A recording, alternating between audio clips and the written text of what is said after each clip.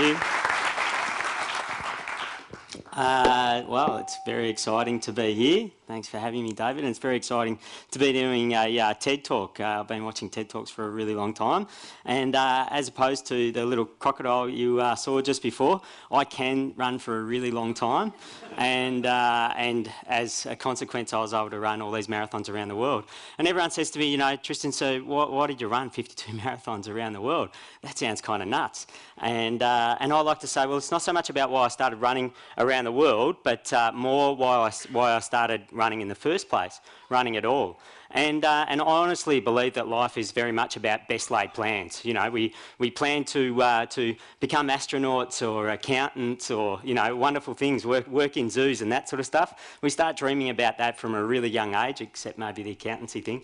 And we go on to get a good education and, you know, maybe go to university and you know, maybe sort of start progressing in our career and hopefully somewhere along the way meet someone special and, you know, build up a family and, you know, all generally pull it together just as our parents did before us. And I certainly did feel like I was doing that. I was heading in that direction until I turned about 28 and then my beautiful wife decided that she wasn't as in love with me anymore. In fact, she said she still loved me, but she wasn't in love with me anymore, which, you know, was a bit of a blow to myself. It was a bit heartbreaking at the time, but I thought, okay, you know, like I know how I can fix this. I'll go to the pub and I'll get really, really drunk. And so subsequently, you know, after my divorce, I got drunk and I got drunk a few times. In fact, I stayed drunk for about 4 months because I thought that was the best way to tackle things at the time. That's the way that I was going to fix myself.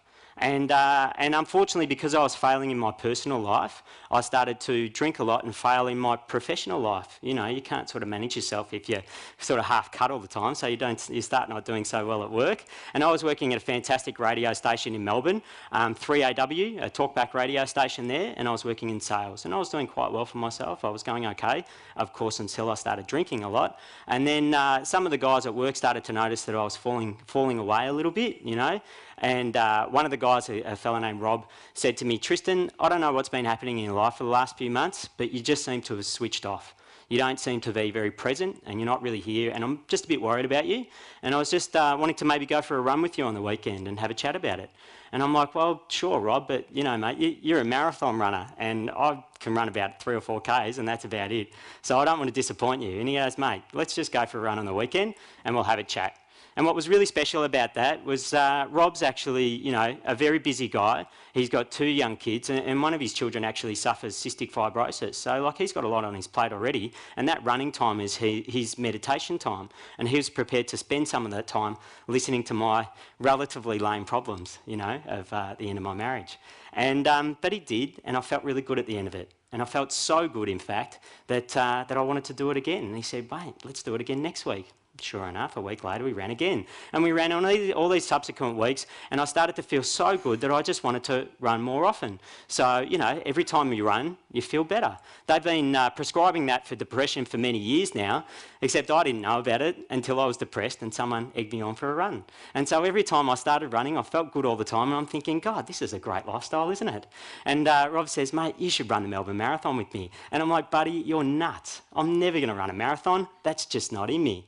You're a guy that can run marathons because you have the mental fortitude and the strength and capacity to drive on where most people would just fail. I don't know how you do it, but, you know, I'm pretty happy with just these 15K runs that we're up to. And he's like, okay, we'll get to it.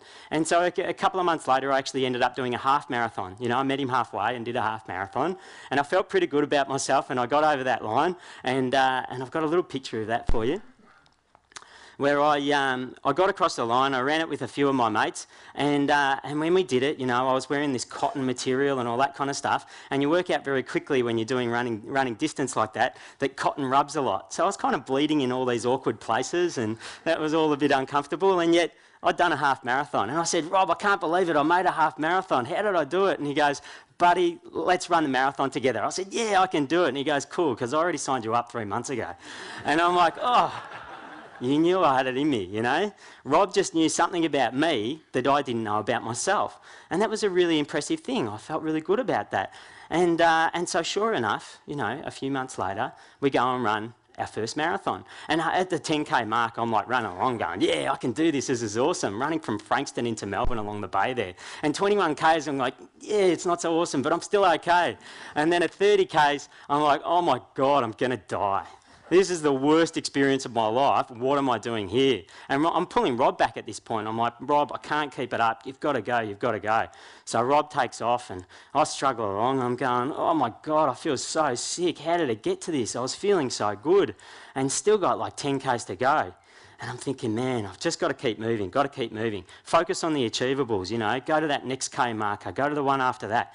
Just keep going. And then I see the turn off to my house and I'm like,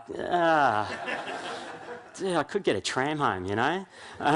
But what I knew was this is a defining moment of my life, you know. This was a benchmark for me. If I give up now, I might start giving up on everything. And so I had to find a way within myself to just lift.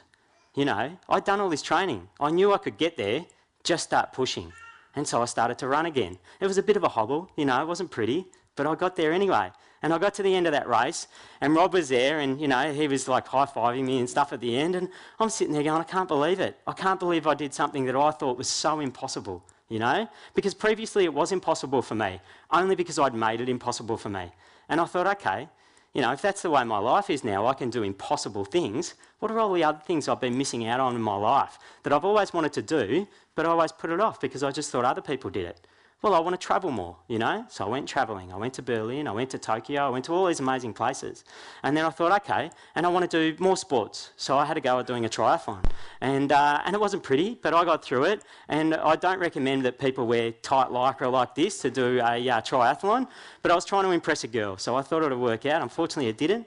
And I got myself through a triathlon and I thought things are going pretty well in my life. In fact, they're going so well that I think that I'm going to do something else.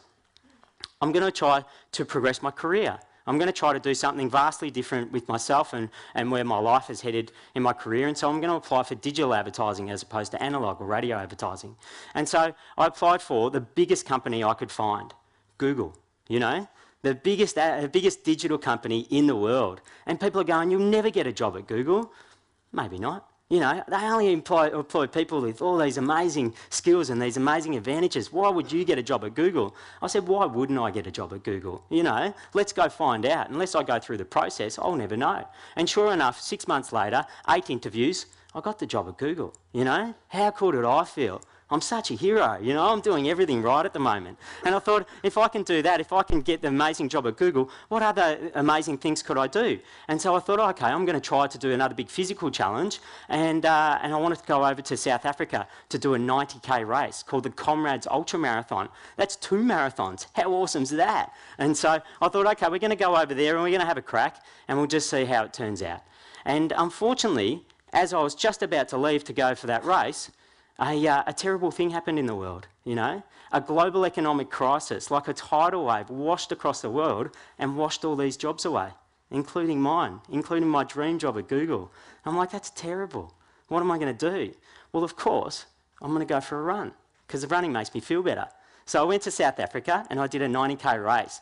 And it was such an amazing feeling to run 90Ks and get to the end and finish that thing in 9 hours and 18 minutes. And of course I felt like a hero. It's one of the most difficult things I've ever done. But I felt like an absolute champion. And the great thing about going to South Africa and going travelling is you get to see lions, you know?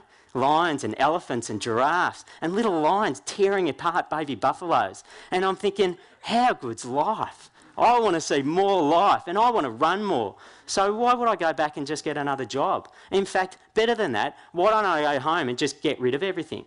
Because what do I need it for anyway? If I'm going to go and see the world, I need to come up with a really good plan. So I came up with this crazy plan of running 52 marathons in 52 weeks all around the world. And I thought I could do that. If I could go to a different place every single week, maybe I could see the whole world in just 1 year. And in fact, if I could just run a marathon every week, maybe I could get some sponsorship or get a bit of interest. But it was a global economic crisis.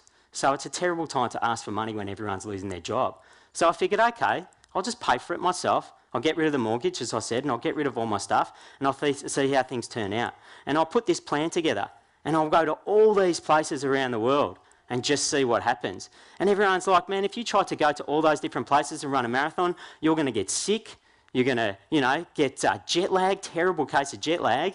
You're going to get, definitely, probably get injured. And, but, what else could go wrong? Well, I'm like, okay, they're the things that might happen to me, but I'm also going to see all these amazing places. And I'm going to get to go to Rwanda and see gorillas. And I'm going to get to go to Easter Island and see those crazy heads that they have on the island and all that kind of stuff. I want to see all those places. And so all I need to do is put a plan together, like my marathon plan, get to the start line and just see what happens after that. I'm definitely going to hit the wall in the middle. Bad things are going to happen. But if I just keep going and just find the next K marker, maybe I can achieve it. Maybe I'll just go and see what happens. And so I put this amazing website together called runlikecrazy.com, a really cool name for a really crazy adventure. And I started telling all the media about it. And when I got my face in the Age in Melbourne, all my mates called me up and go, mate, you've really done it now. Like, now it's in the paper, you have to do it, And I'm like, yeah, I really do have to do it. I really owe it to myself to do something special. And I got this special photo done. And I said to my mum, look, Mum, just in case I don't make it, at least I look this good just before I left. It's the fittest I've ever been. It's the proudest I've ever looked. And who knows how things are going to turn out. And they kind of turned out a little bit like this. Beatle John Lennon once said that life is what happens to you while you're busy making other plans. Just ask ordinary Australian Tristan Miller.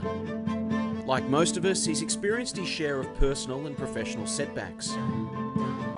Unlike most of us, those setbacks led him onto a remarkable path of challenge and self-discovery.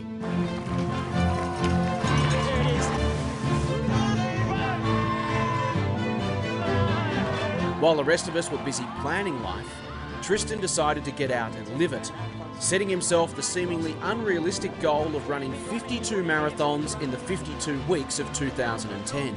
Look at that bad boy, from Asia into Europe. Antarctica, we're right above now. Oh my God, look where I am. And here I am in Cuba. His odyssey would take him across all 7 continents and, in the process, inspire thousands of would-be adventurers worldwide. I can't go back to the life I had. I would often be really excited about friends of mine that were travelling around the world that sent me emails about the cool things that they'd been up to.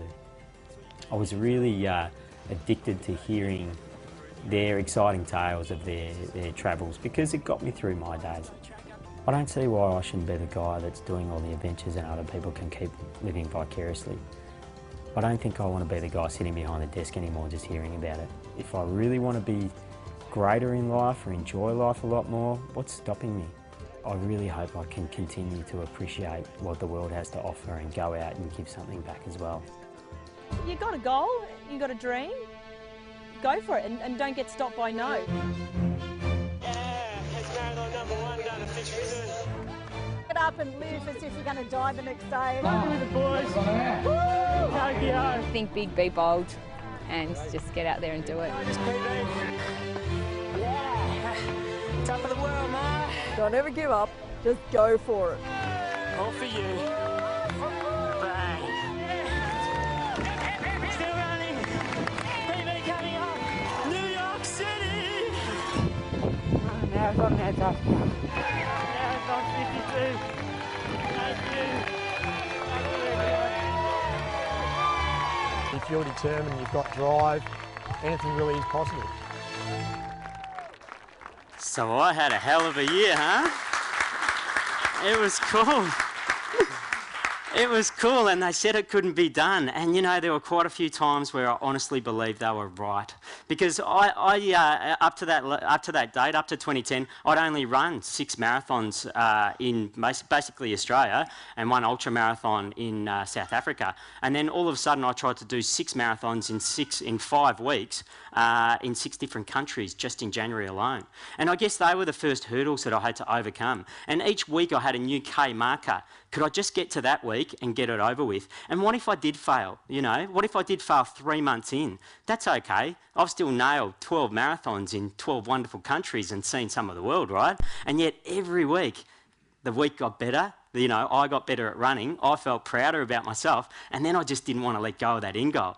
Then no matter what happened, I was going to keep going. And I put huge hurdles in front of myself as well. I put a 100k race in front of me in Mongolia, and that was about halfway through the year. And I'd never run 100k's in my life, and I'd never run at altitude, and this area around Mongolia was at altitude, and I'd never done a trail race. So what did I do? 10 days before, I did 2 mountain marathons in 2 days, one in Switzerland and one down in Italy. And I managed to get through them, and I felt like death afterwards, of course. But then 10 days later, I'm running this race in Mongolia, and I come second, you know? How about that? I can do it. I can do anything. I'm unstoppable. Except for when you do all that and then you start running races in Mongolia and then you have a celebration dinner in Mongolia, that's when you get really sick because your immune system's kind of knocked about, right? And so unfortunately I got super, super sick in Mongolia after this fantastic win, and then I got on the Trans-Siberian Railway and came all the way across to Moscow. And unfortunately you get more sick when you're hanging out in toilets on trains around Siberia. And so I stayed sick for 2 weeks, and I couldn't talk to anyone either because it turns out all the tourists go from Moscow to Beijing, not the other way.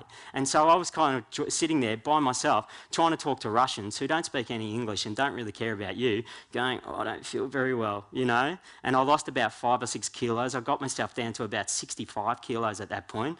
For a lad my size, that's kind of slim. And then by the time I got to Omsk, which was halfway, I was pretty much ready to give up. Omsk is this amazing little Siberian city that no one ever goes to, but it's an extraordinary place. And they have their own marathon, and they call it an international marathon because some guy from the Ukraine comes and runs it, you know? And yet I came and ran it too, which was pretty spectacular.